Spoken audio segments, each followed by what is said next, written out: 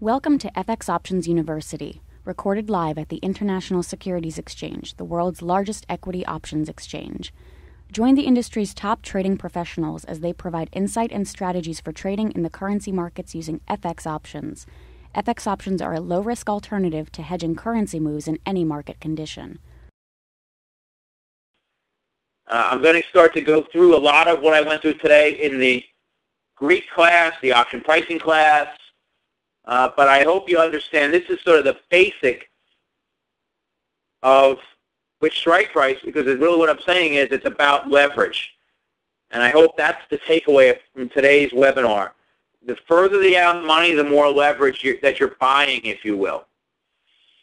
If you are trading these out of the money options, you might be selling a lot of leverage.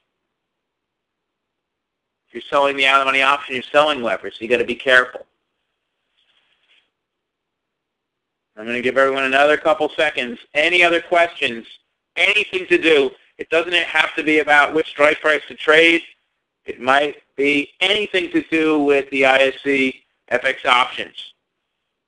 Settlement, the terms that are involved, option premium, strike price, puts and calls.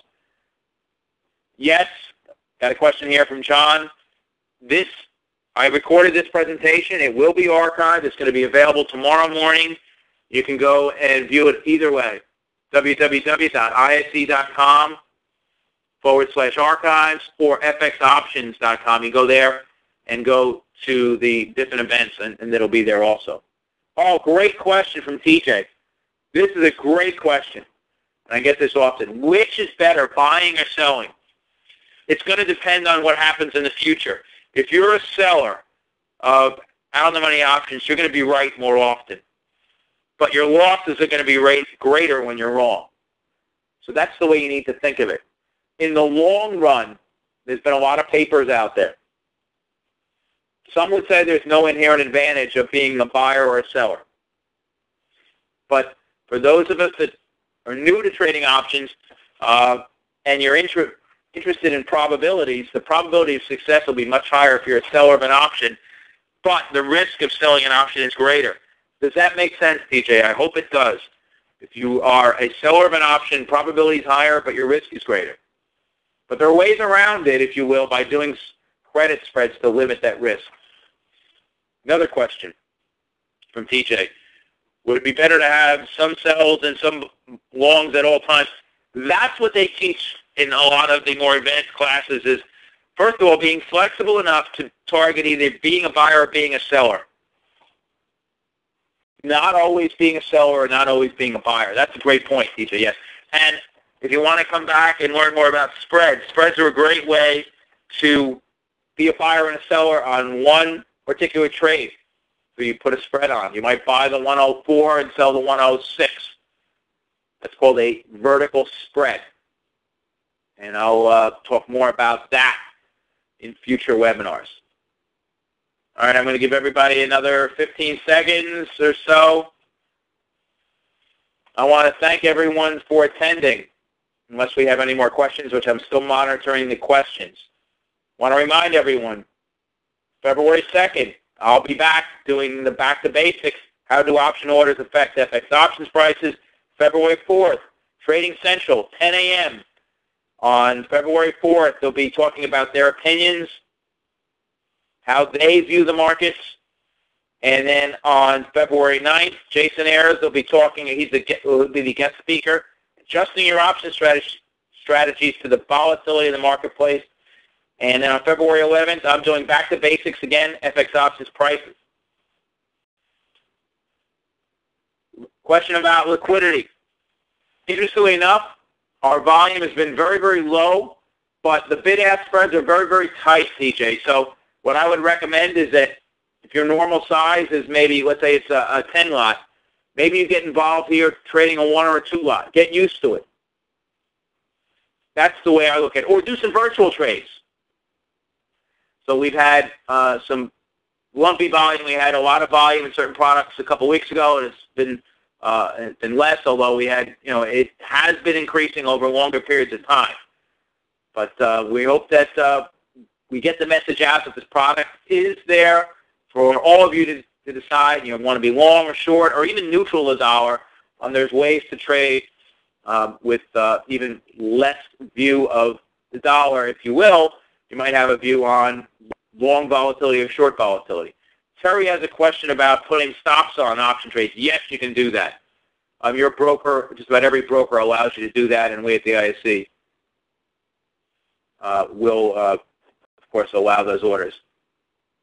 Minju says, welcome to the 2010 Olympics. I was in Vancouver 3 times last year, so I wish I was going to be there for the Olympics, but enjoy the Olympics if you're out there in Vancouver. Oh, thanks. You have passes. I wish I was going to be there. If I was going to be there, that would be awesome. Thank you so much.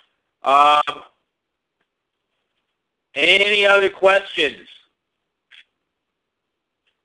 Any questions regarding ISC FX options? I want to thank all of you for attending today. I hope you enjoyed it. As I said, the webinars at the ISC, we're doing the Back to Basics, which are just about options like I gave today. Then we have the guest speakers, such as John Person yesterday. If you missed John's presentation, go back. Check it out. It was very powerful, talking about seasonality. John does a great job on his analysis of seasonality. Check it out. The next guest speaker will be Jason Ayers on February 9th, followed by Mike Tuso on February 17th. So we have these guest speakers. We also have Trading Central that'll be coming in. Trading Central will do their presentations 10 o'clock in the morning, 7 o'clock for those of you out in Vancouver or the West Coast. So please check it out. Well, I think that's all we have for this evening. I want to thank all of you for attending the ISC. Today was the Back to Basics, where I, Steve Meizinger, presented a little bit about which strike price to trade. Strike prices are really determine leverage. Once you determine where you want to be in that leverage curve, you can select the appropriate strike price for you. Again, thanks for attending. Please go back, check out the archives, and go and bookmark fxoptions.com and sign up for the virtual trading contest and trader forum, the weekly outlook, so many things there.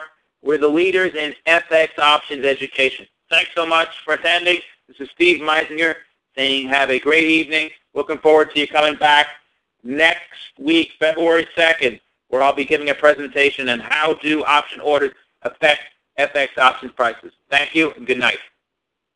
On behalf of the ISC, this is Steve Meizinger wishing you a great evening. Thank you now. Thank you for participating in this week's session. Please join us again next week. Get trading ideas, exchange rates, webinars, news, and commentary. Visit www.fxoptions.com. ISC FX options can be easily traded through all options-enabled brokerage accounts.